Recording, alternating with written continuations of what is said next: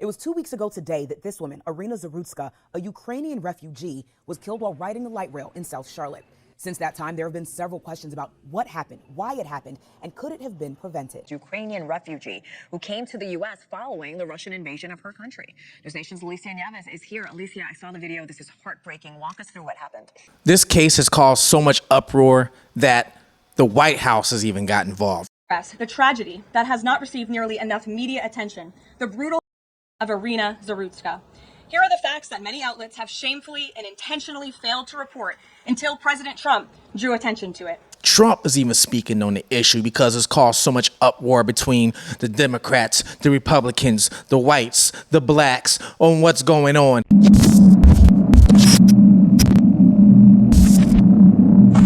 All right, y'all, this is Fugitive TV, and I'm your host, Ray Marcel, aka DJ Case Blaze. And the reason why I brought this channel to you is because I can give you a perspective that a lot of people can't, because I was once a fugitive on the run for 15 years, living in different countries under different names. I've been locked up. I've been in the system. I have seen it all. So now I can give you guys an insight that a lot of other people can't. So today we're going to take a look at the young lady who unfortunately lost her life on the train and is causing a big uproar in the social media land between news networks, people, and we're going to take a look and I'm going to give you why it's causing a network. And not only that, I'm going to probably give you a little bit of insight of maybe how you can try and avoid to be in situations like that. We're going to hear from Decarlos Brown Jr.'s mother. She spoke about him, and it wasn't very good at all what she had to say. Actually, a random attack. The killing took place August 22nd in Charlotte's upscale South End neighborhood. Surveillance video you were talking about that was released by Charlotte Area Transit shows the 23-year-old Iryna Zarutska boarding a light rail Lynx car and then sitting down in front of a man now identified as 34-year-old Decarlos Brown Jr. After nearly 5 minutes, Brown pulls out a folding knife. He seems to be playing with it or moving it back and forth and then attacks her. We're going to take a look at the breakdown, the video of the surveillance footage of what happened. We're going to take a look at a lot of these things and even why some people are saying this could be a racially motivated attack, which you guys can tell me if you think this is so or not. Well, here's the thing. August 22nd, on August 22nd, Zarutska got onto a train and unfortunately she lost her life that day. She was leaving work from a pizzeria she worked at, sat in front of Decarlos Brown Jr. He eventually pulled out. It was a switchblade, poked her 3 times, and she passed away. She bled out. Nobody on the train really helped her. We're going to look at the footage too, but nobody on the train helped her, right? But there's a lot of things going on with this case and a lot of uproar. A lot of people are saying this is emotionally motivated, things like that. Now, I'm going to say some things that might hurt some feelings because I don't hold nothing back. I don't sugarcoat anything because we die from diabetes every day. So I ain't sugarcoating nothing. So if you don't like it, you just don't like it. If you do, you do. But I'm going to tell you what you need to hear, okay? Just before we show you anything, we think it's important for everyone at home to understand the process we go through in cases like this. Awful things happen. Sometimes our photojournalists are there for the incidents. Other times we get video from police body cameras, or in this case, Charlotte Area Transit.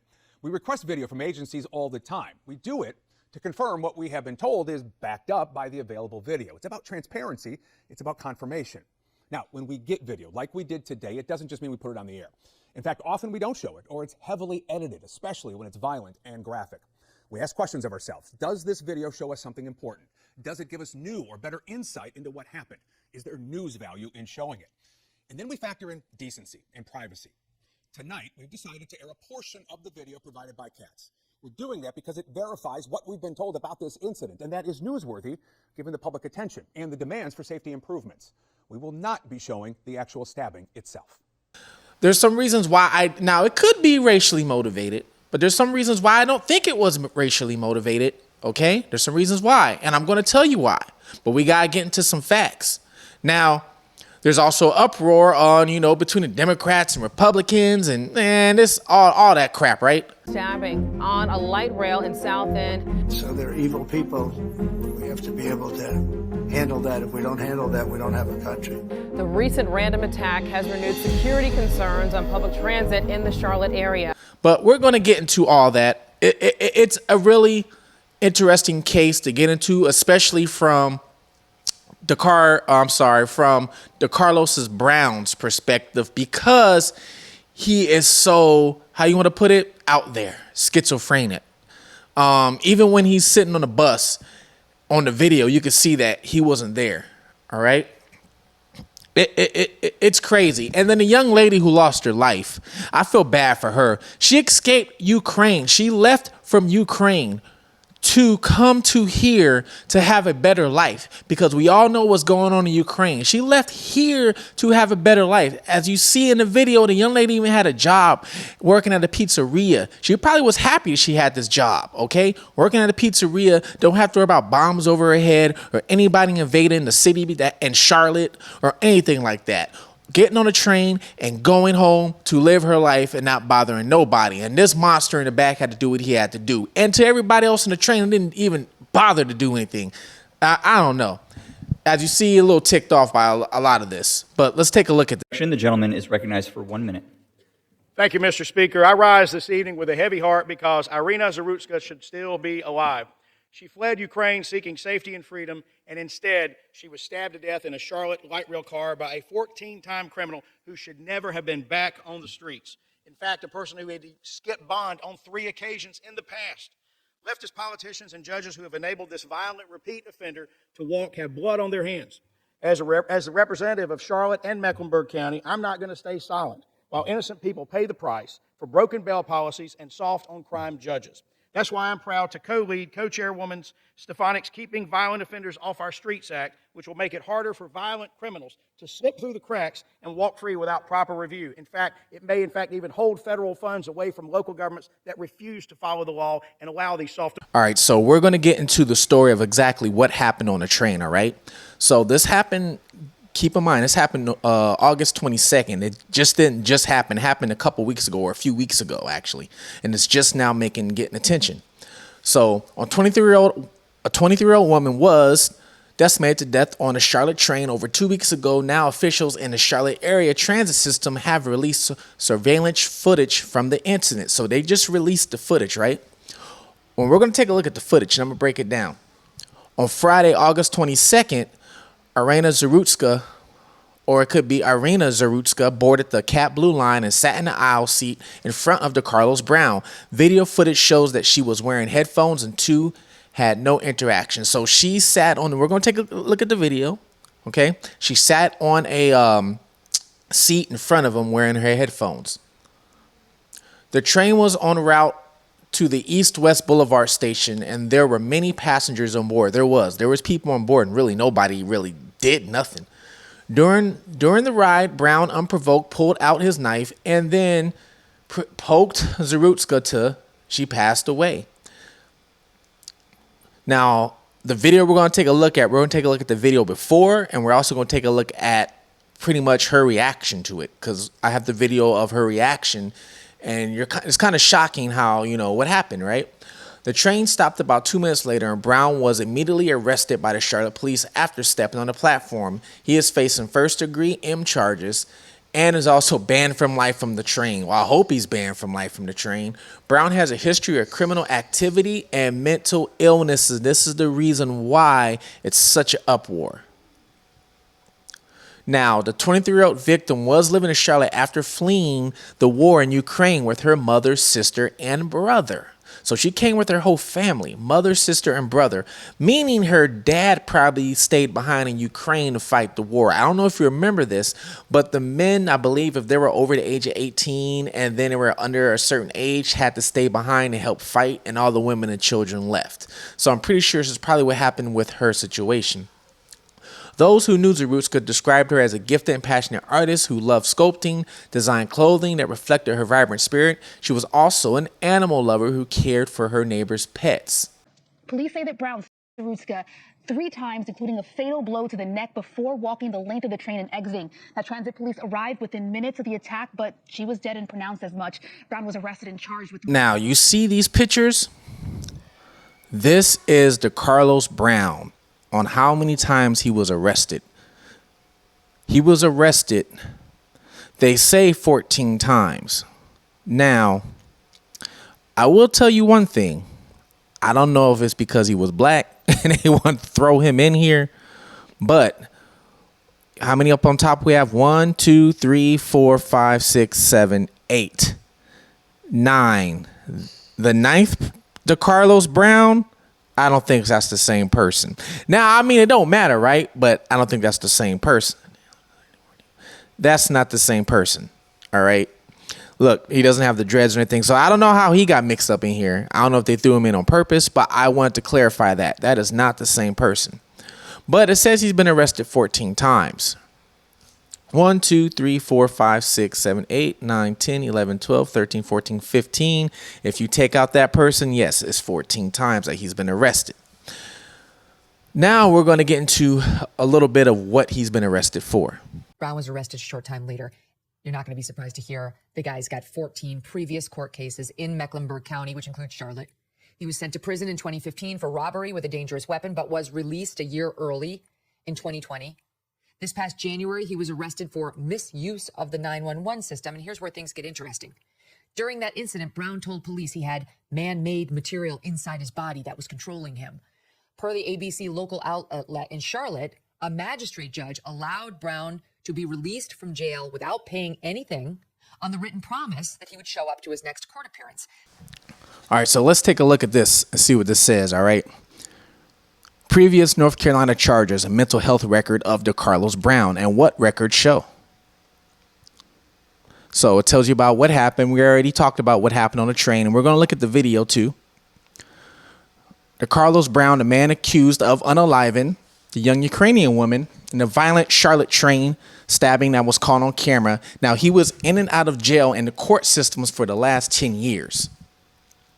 A month before he even boarded that train, some people are saying he shouldn't even been on the train in the first place, and this is why. A judge had ordered Brown to be mentally evaluated after his lawyer said he had a long history of mental health issues. Brown, who was also homeless, was out of jail on a written promise to appear. So for those of you who have never been to court or never got in trouble or anything like that, a written promise to appear. So he was arrested, right? It doesn't say what he's arrested for, but he got arrested for something. And when he got arrested, his public defender or his lawyer argued that, hey, this guy is mentally insane. He has mental health issues. He doesn't belong in jail. He needs to be out so he can get treatment. Because in jail, you really, especially county jail, there's no mental health treatment in county jail. Don't listen to what the media says. There's no mental health treatment in county jail. Trust me, I've been there. There's none. So if there is some, please let me know and send me a link, because I've never seen it personally and I've been in there. There's none. Their mental health treatment is you seeing a nurse, they're giving you a pill and sending you back to your cell. That's all it is. So the lawyer argued that. So then the judge said, all right, fine.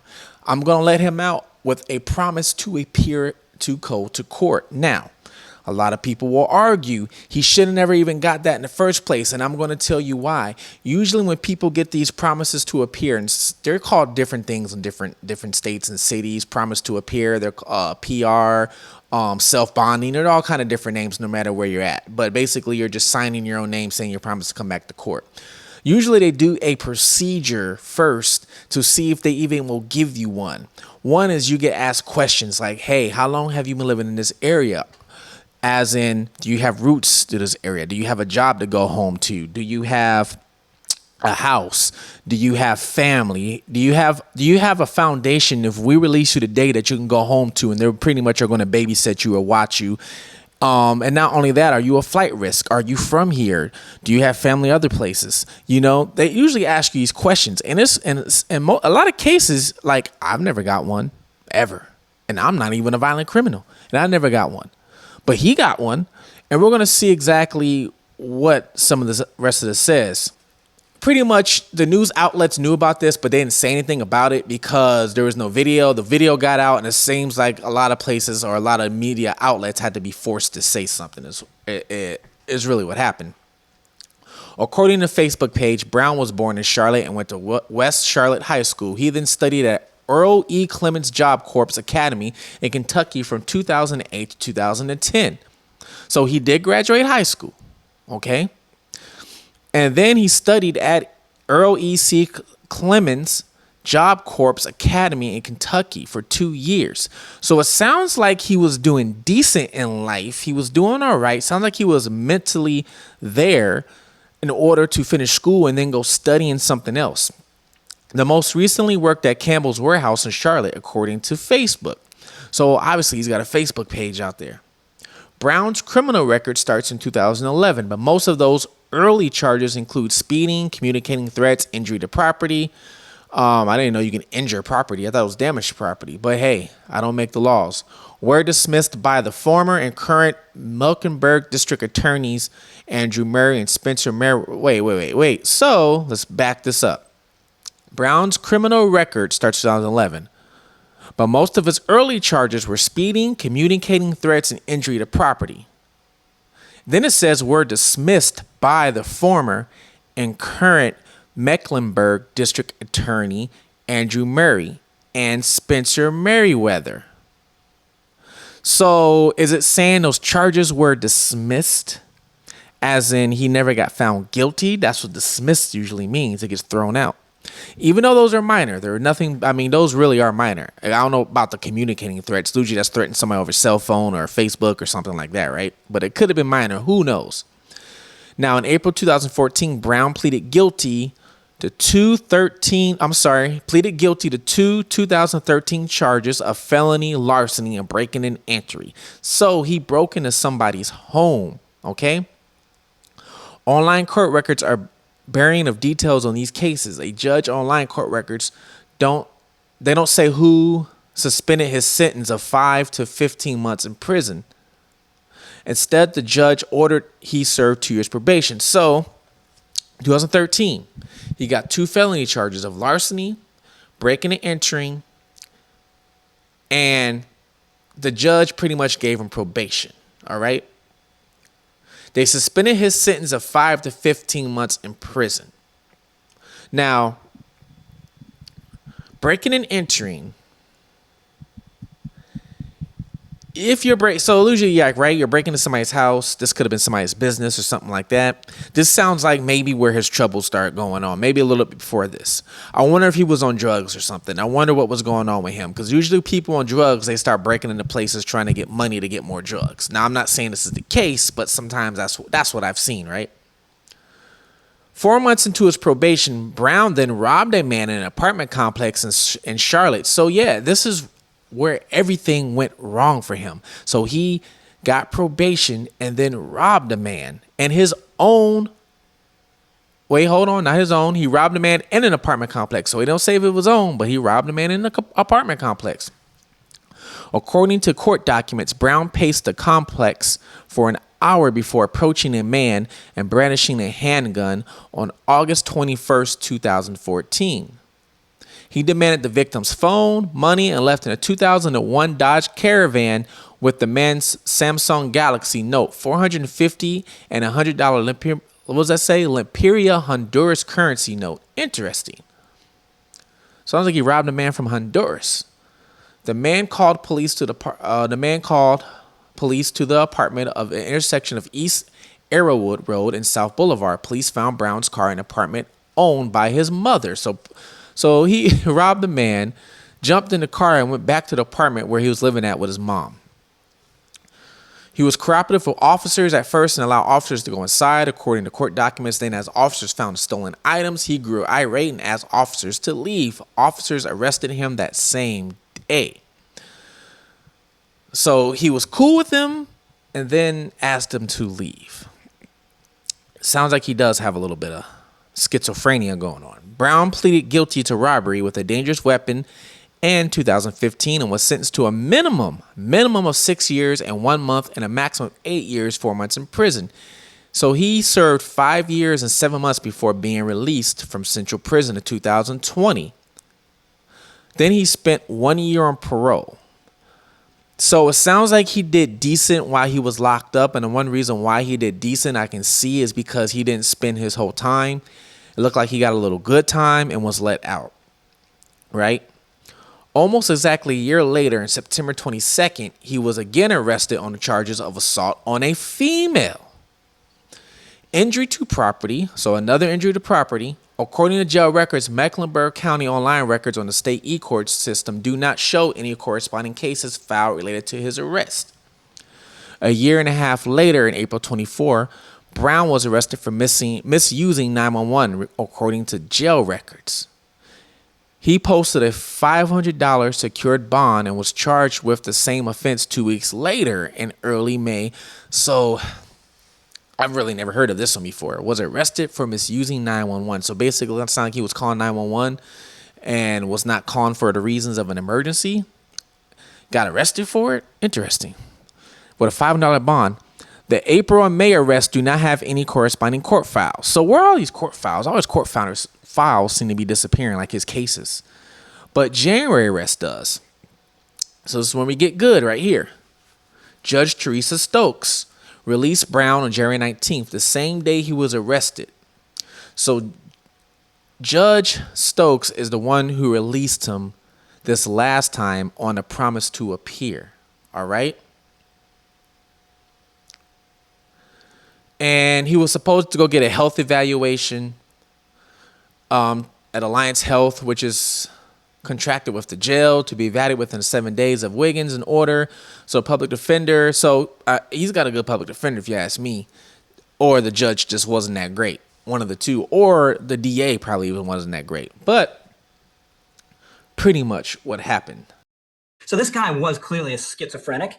And was allowed to walk the street and be homeless and menace people and then commit this act of homicide. The mental health service should have been arresting him, putting him in jail, ascertaining he had mental health problems, then sending him to an institution where he's not released until he's either taking his meds and or it's ascertained he's okay and can be in the community again. You cannot let seriously mentally ill people just wander the streets. It's terrible for them. It's terrible for public order. And in these rare cases like this, it is a dire threat to other individuals. And I'll just add, the mother seems to have done the right thing. As many families like this with untreated schizophrenics, they don't know what to do. You know, their son or daughter is moldering away in the basement. They go to sleep at night hoping their son or daughter won't them in their beds. It's happened to Craig Deeds, by the way, a politician in Virginia several years ago, untreated son with mental illness. So they have a choice. Now, I'm going to let you guys in on a little secret, a little something that goes on inside of these jails and inside of these prison systems, especially when it comes to people with any type of mental illness. Okay? Now, I would say about a good 20% of people who are locked up, whether it's county jail or prison, probably have some sort of mental illness problem. It might even be 40%. So that's 4 out of 10 people. 4 out of 10 inmates have some sort of mental issue going on, whether it's schizophrenia or you name it. They got something going on. Quick little story real quick. Okay. One time when I was in there and my cellmate, it was a guy that came in. Black guy came in. He had dreads also. And I never forget this. It was late at night because they always let people in late at night. He went on the top bunk, went to sleep, whatever it was. In the middle of the night, I hear him talking to himself. He's just talking to himself. I'm like, what the hell is this guy doing? So I'm like, oh, man, he must be crazy. He must be insane. Because when you're in there, you get used to them bringing these people in here. And most of them, if not every single one of these people, are homeless. And they get arrested for trespassing or burglary or theft or something about that. So he's in there and I'm already knowing, okay, this guy's insane. He's crazy, right? So breakfast comes in the morning. Now I'm on the bottom bunk. He's on the top bunk, right? I'm on the bottom bunk. I'm sitting on the side of the bunk and I'm eating my breakfast. All of a sudden, I see a dreadlock fly to the ground. And another one. He's actually literally sitting there pulling his hair out, not making a noise, just pulling his hair out. At that moment, I was like, all right, it's time to go. He's got to get out of here. So I had to go. It took a while, but I had to tell like 3 or 4 guards, like, hey, I can't be in the cell with this guy. You know, I'm sorry, I can't do it. You got to put him somewhere else. And they ended up putting him somewhere else, okay? He was in the same pod, same area, but a different cell. We will all get out together. And of course, yeah, he was insane. He would tell all kind of stories. And when he tell these stories, you would think that he was mentally there until you find out these stories ain't real because of what he's saying. He would say stuff like, oh, yeah, I was in the military.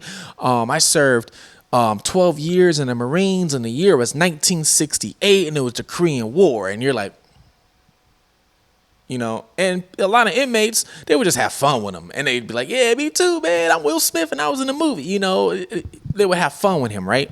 But I'm just telling you the story to just let you know that this man did not get no mental health help. He didn't get nothing. And what did they do? They just let him right back out. They didn't send him to no hospital. Nothing. They just let him right back out.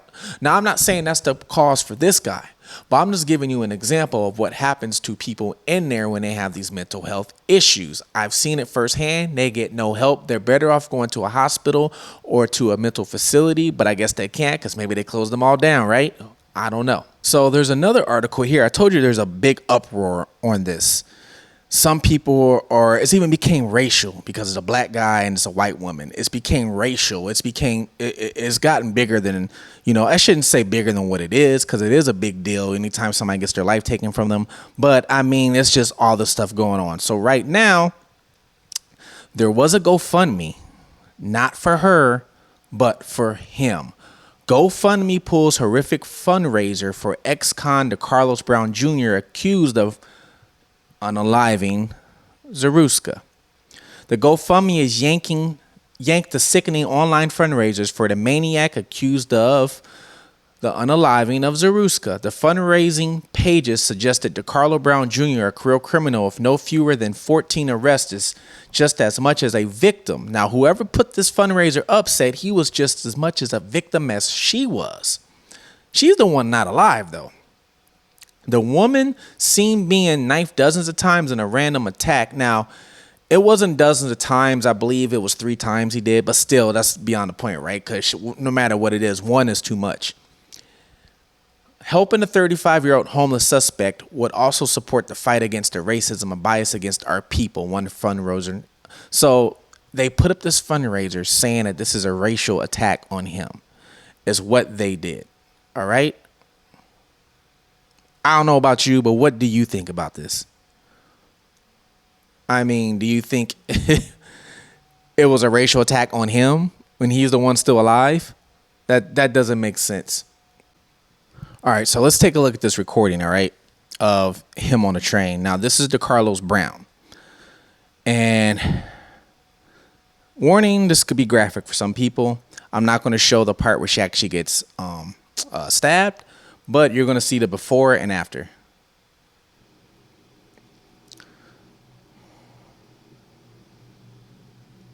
So the man is already sitting there looking bothered, dazed and confused, right? He just looks like it. Something's wrong with him. I mean, look at him.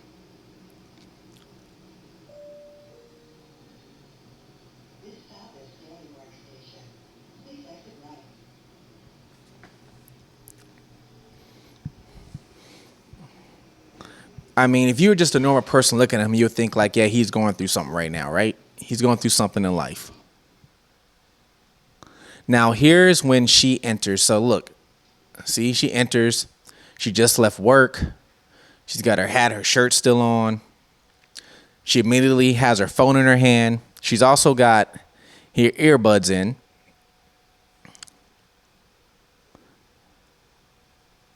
And sits down right in front of him. Now, for those of you getting on public transit or transport. Now, I grew up in Los Angeles, California. I grew up in not so nice areas. And not only that, also when I was on the run. Now, growing up in some of these areas, I had to learn how not to, I should say, or pay attention to my surroundings. I had to learn to pay attention to my surroundings. Meaning, let's go back to this. I'll show you. As soon as she walks in, she immediately turns the one way, doesn't even look her other way, but just turns the one way and goes directly to the first seat she sees open. So you could tell she's not really aware of her surroundings, right? So she doesn't know who's on the other side. She doesn't know. She just, let me go sit down when I get home, go from work, which is fine, which is cool. But when you're riding these public transits, when you're out in public in general, you need to be aware of who's around you. You need to be aware of any exits, any doors, all that type of things. I can't even go sit in a restaurant and have my back to the door. I can't do it. I have to, when I go sit down in a restaurant, I have to have my back to the wall and I have to look at the entrance. I need to see who's coming in and out the restaurant. I need to see. The same thing when I also park. Let's say I park my car. I usually always back in. A lot of people, think you back in because you just want an easy way to get out, which is true. But I back in because I want a quicker way to get out just in case something goes wrong. And that's just me. That was kind of how I was raised, the things I grew up with. Now, is that right? Like that you raised? No, I mean, you should be able to walk around freely and do what you want and not have to worry. But these are times, these are days. We live around crazy people, as you see, and we can't be doing that type of stuff. We have to be aware of what's around us. And the only reason why I'm telling you this is because I'm trying to help out and maybe hopefully save the next person. All right. So, yeah, you can't always predict somebody's going to do something to you, right? But if you have a fighting chance, at least you have a fighting chance, and you'll see what I mean. So she gets in, sits down on a chair, sits directly right in front of him. Me, I can't even sit in front of somebody on a public transit. I can't do it. I really can't. Just like, nah, I got to sit in the back. I'm too paranoid. So she sits down. She's on her phone. She really didn't even look to see who was around her. She kind of looked up. That was it. Starts typing. And remember, she has the earbuds in. I tell people all the time, maybe you only even have one earbud. Don't have both, but just one. All right? Don't do both.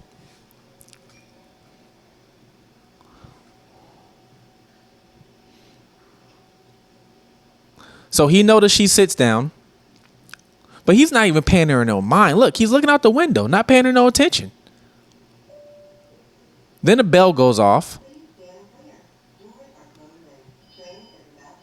She's on her phone, minding her own business, talking to somebody. And it's weird because he didn't even really look at her. And then he's pulling out the blade, the knife. He pulls out the blade, the knife. So quick.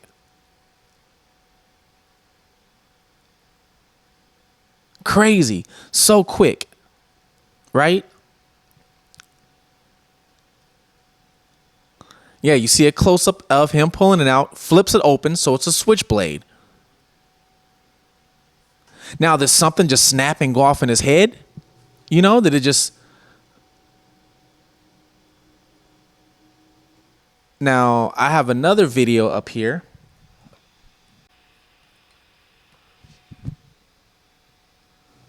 All right, so let's take a look at... It's not going to show you what happened, but look at the guy. Pay attention to the guy in a gray sweater and the girl in the red shirt. That's right after he walks away. The guy in the gray sweater saw what happened. He saw it. Look, he's looking. Saw it. Doesn't ask her anything. Just walks off. And look at the girl in the red. Everybody's just standing around. The girl in the red even gets off. But if you remember that GoFundMe, what did the GoFundMe say? The GoFundMe said he was a victim of racism. By looking at this video, can you tell me that he was a victim of racism? How does that work?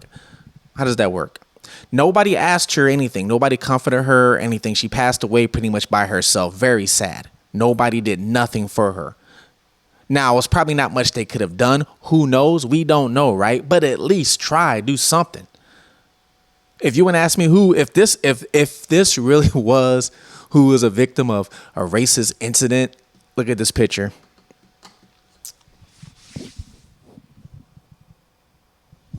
Y'all tell me who was the real victim, if there was a victim of a racial incident. Also, his own mother had pled to have him behind bars just due to his ongoing troubles, his issues, and the threats that he had made. Decarlos Brown Jr. had been in and out of courts and jails for a decade. When 2014, Brown pleaded guilty to 2 counts of felony larceny, breaking and entering. He received probation for that. 4 months later, in 2015, he pleaded guilty to robbery with a dangerous weapon. Since he was out in probation, he was sent to prison, but he was released 6 months early. He spent 5 years in prison. In 2022, Brown was arrested for assaulting a woman and injuring property. In 2024, he was arrested for misusing 911, and again for the same thing last year. Then in January, another misuse of 911, that charge. He was released by a judge the same day. Then on the 28th, the judge requested a mental capacity. I mean, have y'all heard of the story before? You clicked on my post and you started listening to what I had to say. I know today the story has been going big. But if you 2 days ago, it really wasn't. We didn't hear nothing really about this. 3 days ago, when it happened, 2 weeks ago, we didn't really hear anything at all. Probably maybe if you lived in Charlotte, but I know I didn't hear nothing about it. And I try and listen to the news. My whole YouTube algorithm is pretty much news and things like that because of what I do. So I didn't come across my algorithm. It didn't come across my Facebook, my Instagram, my anything, whatever, right? So the reason why I'm saying this is one side right that, hey, the media should have made this a big deal? Or is that side wrong? What do you guys think? Do you think this was a racial, something that went on racial? Now, I'm going to tell you something. I don't think it was racial. And I'm going to tell you why. Do you remember that charge that I read? I read a charge about a battery on a woman. You know who that woman was that they're not telling you in the media? It was his sister. The charge was battery against his sister.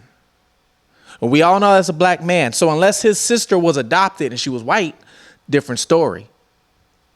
But the media didn't say it was against his sister. They said battery against the woman, but they ain't telling you who it is. It's against his sister. So I don't know. I'm not saying this is against a white woman. I don't know. But when you look at his face and you look at his eyes, when she sat on that seat in front of him, he really wasn't even paying attention to her. He was in his own cuckoo land and then took out his knife and started. Now, he should have never been on the streets. And his own mom even said that. His own mom is saying this. And then there's a local reporter named Joe Bruno who put this on social media about what the suspect's mother said about her own son. She says when Brown was released from prison, Brown's mom said he started saying weird things. She says she got Brown evaluated, but his behavior became aggressive. So she got an involuntary commitment order from the courts. He was placed under psychiatric monitoring for 2 weeks and diagnosed with schizophrenia. But after he was released, she says Brown became so aggressive, she had to kick him out. He became homeless. Brown's mom says the court should have never let her son out in the community knowing he had mental health issues and previous arrests. And I think his mom did the right thing. You got to get out. Bye. See ya. If you ain't listening to my rules, if you want to be crazy and psychopath, you ain't going to be psycho in here. But it's very sad. I mean, what do you guys think? If I get any more updates, I'm definitely going to let you guys know. I'm sorry, this might have been a really long video, but there was a lot to report on this. And there's no mystery in what happened. We all know what he did. There's no mystery in it, right? But the mystery was, what was he thinking at the time? What went on? Rest in peace to the victim. And before I go, hey, make sure y'all, when it comes out, Rare Redemption, my book, okay? Ray of Redemption is my book that's going to be out very soon. Hopefully it's out by the end of this year so you can get it for Christmas for whoever you like, or maybe for somebody that's going through something, for somebody who is incarcerated that maybe needs some inspiration, because this book is about me and my life. And then when I went on the run for 15 years after losing my son in a tragic accident. And now today I'm a businessman. I'm running this YouTube channel. I have a few other companies and I'm doing all right. And I'm hoping you guys are out there doing the same. Take care of yourself and others. This is Fugitive TV. We're out.